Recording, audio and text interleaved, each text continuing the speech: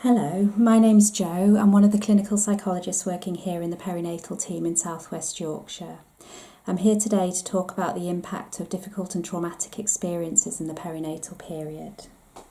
We know that the perinatal period can be a difficult time for anyone who's had overwhelming or traumatic experiences in the past.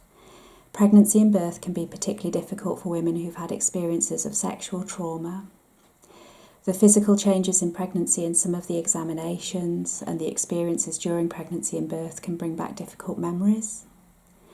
But also, I guess, preparing to become a parent can also make us think about our own childhoods in a more vivid way than we maybe have at other points in our life before. And difficult childhood memories might be on our mind again. And of course, the experience of birth itself can sometimes be very overwhelming and traumatic. I guess I wanted to talk a little bit about maybe some of the responses that are common after you've been through something traumatic. So I guess sometimes after we've been through a difficult experience, we might find that we're having what we call kind of re-experiencing symptoms. These might be in the form of flashbacks, so these are like vivid memories that play out, often without a sense of time. So we feel like we're reliving the experience again. Sometimes we might have intrusive images of difficult parts of the memory come back to us at times when we are not thinking about it and we don't want to think about it. And I guess sometimes we might have nightmares of the experience. It's really common after we've been through trauma to maybe want to avoid thinking about memories, and people might find that they're trying really hard to avoid anything that triggers a memory. So we might be avoiding particular places or particular people that we associate with what happened. And I guess also we might find that we're feeling much more what we call hypervigilant. So this is when we're feeling on edge. We might find that we're jumpy, we might have difficulties sleeping, find ourselves being more irritable than usual, have difficulties concentrating, maybe even having panic attacks. And I guess sometimes people describe after trauma maybe having experiences of spacing out or having feelings like we're not really here or feeling unreal at times.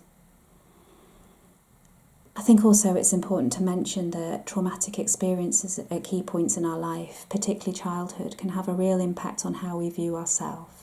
So we may find that we struggle with self-criticism, with low self-esteem, and maybe sometimes we also struggle to feel safe in the world around us or safe with other people. Early trauma can also really impact on how we feel about our emotions. So we may find that at times we're flooded with overwhelming feelings that might impact on us day to day in our day-to-day life. So I wanted to think a little bit about how here in the perinatal team we can support women who've had these experiences. I guess this is not a complete list of how we can support women, but just some ideas for you really.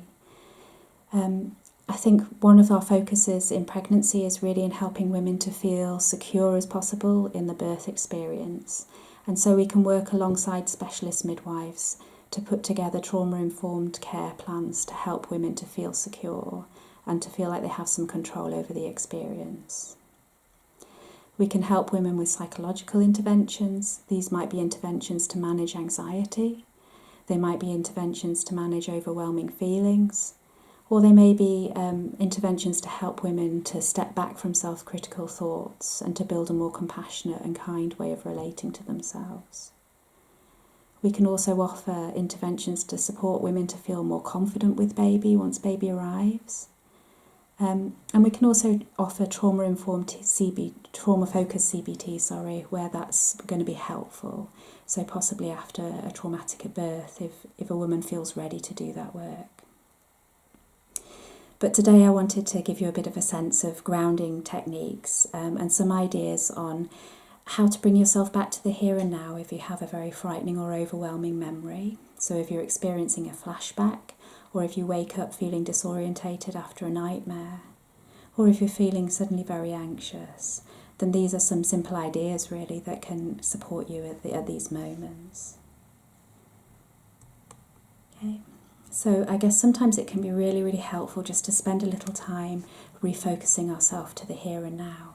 So that might be looking around the room that we're in, naming 5 things that we can see, maybe kind of forcing ourselves to notice the colour of things, asking ourselves what's the colour of the carpet and naming that here and now, looking for different textures, different objects in the room. Sometimes at night, if we're feeling very disorientated, to look out of the window and remind ourselves of where we are now, noticing the environment that we're in around us. Sometimes it can be really helpful to carry with us what we call a grounding object. This can be something that's precious to us, so it might be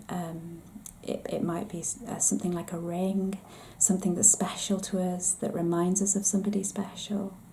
It might be photographs. It might be photographs of baby. If we've been through a traumatic birth where we weren't sure at the time if baby was going to survive, then having a photo of baby next to our bed can be a really, really helpful way of just reminding ourselves that we got through it, that we overcame it, that baby's here with us now. Sometimes it's helpful to kind of use all of the senses, so an object that we can squeeze, so a texture that maybe kind of helps to bring us back to the here and now, maybe a rough texture or a cold texture, like holding a cold ice cube can sometimes be really helpful. I think sometimes as well it can be helpful to have a phrase that we repeat to ourselves at times when we feel like we're back there. So when we're feeling overwhelming feelings of anxiety, maybe something that helps us to feel secure right now. Maybe a phrase like, I survived, I'm okay, baby's here, baby's okay, it's 2020 and I'm safe. Whatever works for you. I think sometimes it can also be helpful to use smell. So whenever we're thinking about grounding, we're thinking about all of the senses. Smell in particular is really powerful. It talks to a very primitive part of our brain. So I think often we might have experiences, all of us, where we suddenly smell something and all of a sudden we remember a holiday or we remember an important experience in our life. The same can be true when grounding though. If we have a smell that we associate with being safe, it can really bring us back to the here and now. So it's important to pick something that's not associated with trauma. Sometimes people like lavender oil, but anything really that's strong enough to kind of bring you back and to remind you where you are now. Sometimes it can also really be helpful to think about an image that can come to mind at times when we feel unsafe. This might be an image of somewhere we've visited, a place that we associate with safety, with people that we love, people that we care about, or it can be a completely made up image. So on the top of a mountain, on a beach, whatever for you works. Sometimes if we practice this at times when we're feeling okay, then it's easier for us to remember this image at times when we're struggling. I think a really important thing also to remember is to communicate with those around us. Sometimes when we're in the middle of a flashback or we've woken up and we're feeling disorientated, it can be really confusing, and it can help if there's anyone around us in our environment who can maybe look out for the signs that we've maybe just had that experience. If somebody can notice when we're staring off into space, when we're not feeling grounded, when we're maybe feeling kind of disorientated, then we can share some of these grounding ideas with those around us so that they can help us and support us in those moments. Starting to feel like we have control over some of the symptoms of trauma is the first step. It can help us to feel a little bit safer in the here and now and ready to move on to the next steps, whether that's a trauma-focused therapy or some other kind of intervention or kind of moving forward with our life with baby. If you found this talk helpful, then I know my colleague Siobhan has put together a really, really lovely YouTube video on building a self-soothing pack, which kind of builds on some of the ideas that I've introduced here. So please do have a look for that as well. Okay, thank you.